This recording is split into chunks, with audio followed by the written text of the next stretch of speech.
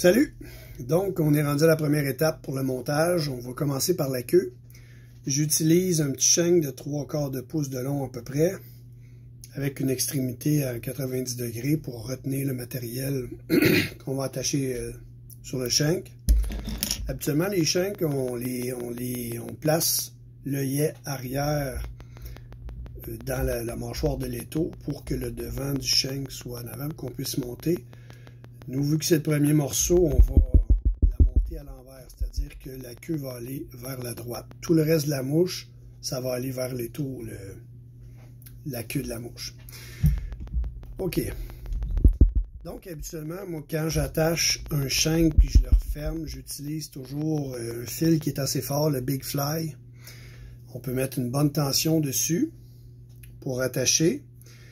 Par contre, ici, la queue ne sera pas soumise à des fortes tensions. C'est pas une région qui peut être, quand on accroche un poisson, qui peut avoir une tension, parce que la queue, il n'y a pas d'hameçon de relier après. Elle va être libre à l'arrière.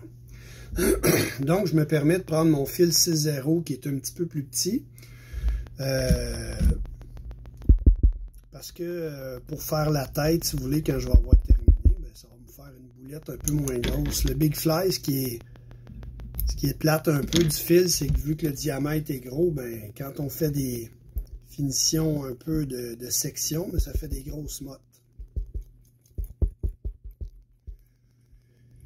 Faites toujours attention quand on passe notre fil à la fin de la broche qui est repliée. C'est toujours coupant. Quand on a coupé la broche, ça fait un biseau, donc c'est coupant. Si le fil touche, ça pète. Vous allez bénir le petit Jésus une couple de fois durant vos montages quand vous allez passer par là. Fait qu'il faut diminuer la tension et écarter notre fil pour le tasser le plus possible de la région qui est coupante.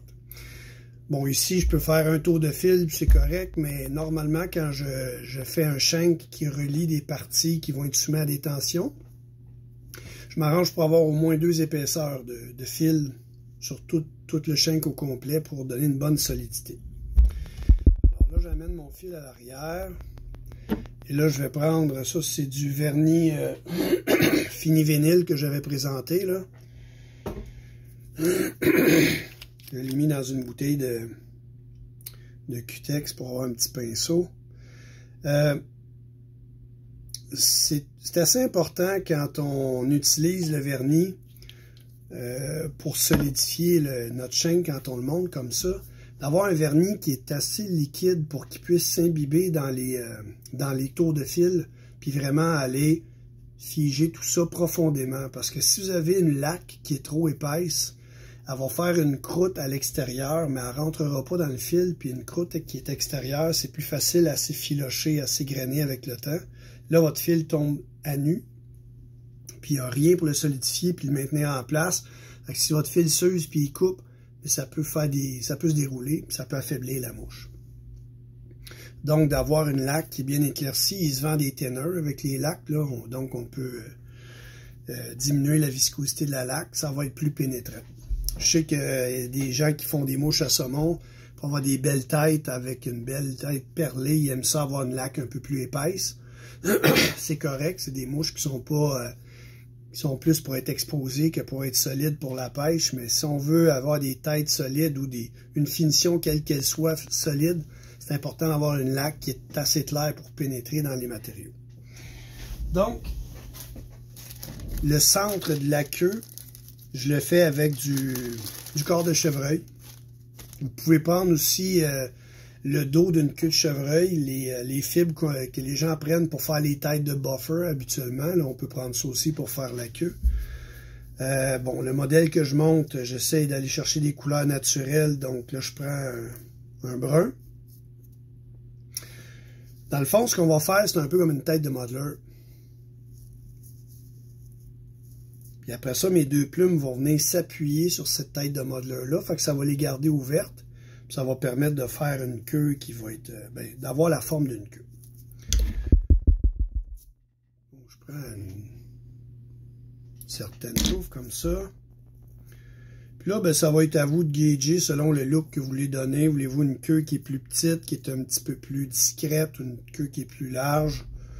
Moi, j'y vais toujours en proportion avec la grosseur de mouche que je veux monter.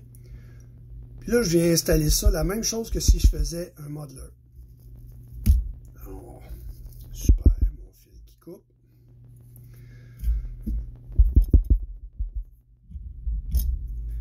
Parce que j'ai touché, j'ai passé mon fil un peu trop près de l'extrémité, puis mon fil a touché sur la portion qui est relevée. Donc, c'est à couper.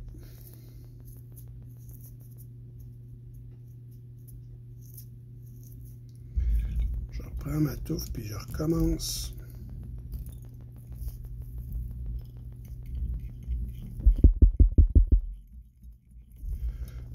Là, je peux venir pousser, puis accoter comme il faut contre la petite broche qui est repliée. Je donne mon fil à l'avant, puis là, ce que je vais faire, c'est que je vais évidemment couper le devant comme une tête de modeler, mais, voyez-vous, j'ai penché, là. Je veux avoir une queue qui va être relativement plate. Une queue de poisson, c'est plate. Donc, tout ce qui est sur les côtés, comme ça, je vais venir couper l'excédent.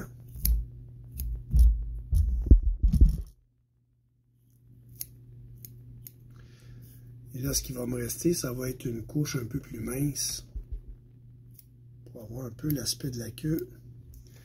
Et là, sur le dessus, je viens couper l'excédent au niveau de la tête, un peu comme je le ferais pour une tête de modeler. Je ramène mon fil juste sur le bord du début de la tête de modeler. C'est pas une tête de modeler, vous comprenez le principe. Là, je vais prendre mes Hackle 3 pouces que j'avais pris de couleur Red Game. C'est comme un brun qui est roux un petit peu.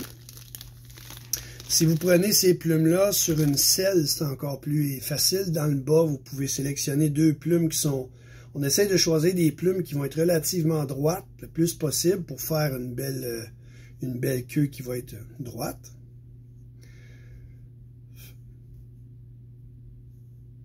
C'est l'avantage sur une selle. Souvent, les plumes sont plutôt droites ou ils vont avoir une légère petite courbe, là, mais dans un paquet comme ça, ben, des fois, il faut qu'on zigonne pour en trouver là, qui sont pas pires. Et l'idée, ben, ça va être de prendre deux plumes qui vont avoir un peu le même gabarit. Si on veut avoir une queue qui va être proportionnée.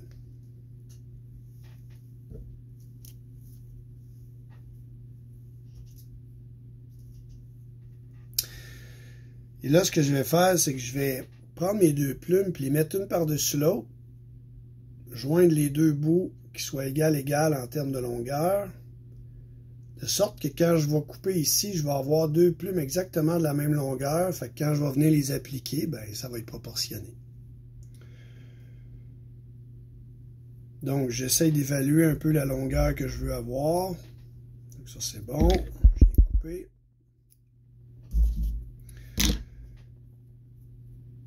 Évidemment, vous savez qu'une plume, ça a un dos et ça a un ventre. Il y a toujours une courbure naturelle au niveau du ventre qui ramène vers l'intérieur. Donc, le ventre de la plume, je vais le mettre sur le haut et en dessous.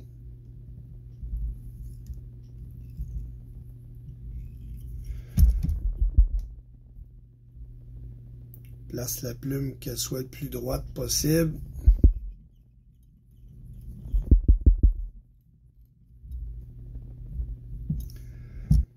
Tourne, puis on va venir poser notre autre plume de l'autre côté.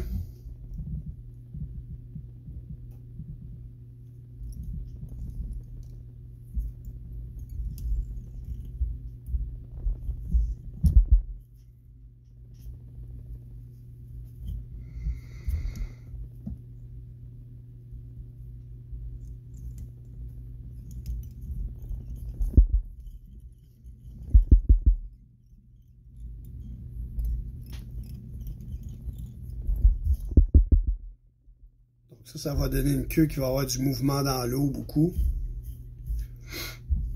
Donc, selon vous, les proportions que vous voulez, celles-là sont un petit peu longues. T'sais, si on veut avoir une vraie représentation d'un poisson, là, si on veut quelque chose de proportionné, ma plume aurait peut-être dû avoir plus cette longueur-là que celle qu'elle a présentement. Par contre, je sais que ça va donner plus de mouvement. Puis, pour avoir essayé les deux, ben, les deux fonctionnent très bien. Donc, maintenant que ça c'est fait, ce qu'il nous reste à faire, la mouche que je fais tout le long, toutes les shanks et les corps d'hameçon vont être recouverts du Secret Stuff de Guardside. C'est vraiment un matériau qui est hyper fin. Donc, je fais simplement venir l'enrouler autour de mon fil, un peu comme on peut faire avec du dubbing. Je fais même pas de dubbing loop, je fais juste l'enrouler comme ça. Puis je vais venir recouvrir mon corps. Vous pourriez prendre de la chenille, n'importe quoi dans le fond. Là. Moi, je prends ça parce que j'aime beaucoup la couleur et la brillance que ça donne. Ça se travaille bien. Donc, moi, j'y vais avec ça, mais c'est libre à vous si vous préférez d'autres matériaux.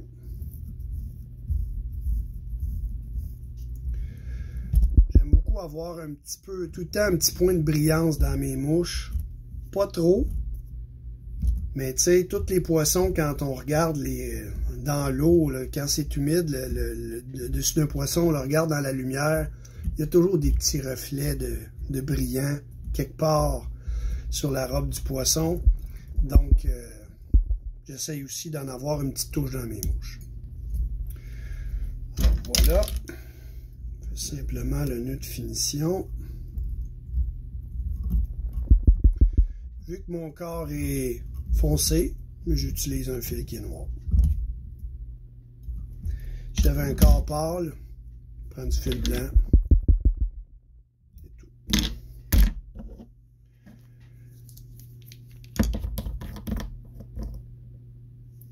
Un petit peu de colle. Les petites étapes de colle au fur et à mesure sont importantes parce que c'est des mouches qui vont subir un bon stress, des poissons qui ont des bonnes dents. Quand on va tirer, quand on combat un masquinongé, on met une bonne tension pour essayer d'écourter le combat le plus possible. Donc d'avoir des mouches qui sont solides, ben c'est une mouche qui est longue à faire, fait qu'on veut la faire puis qu'elle puisse stuffer plus longtemps.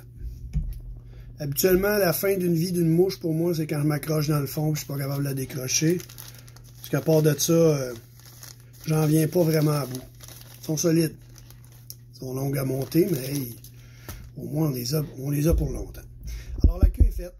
Ce qu'il va nous rester à faire maintenant, c'est d'aller prendre un hameçon, l'hameçon arrière, et attacher la queue sur l'hameçon. Fait que ça, la prochaine vidéo, vous allez avoir des petits trucs.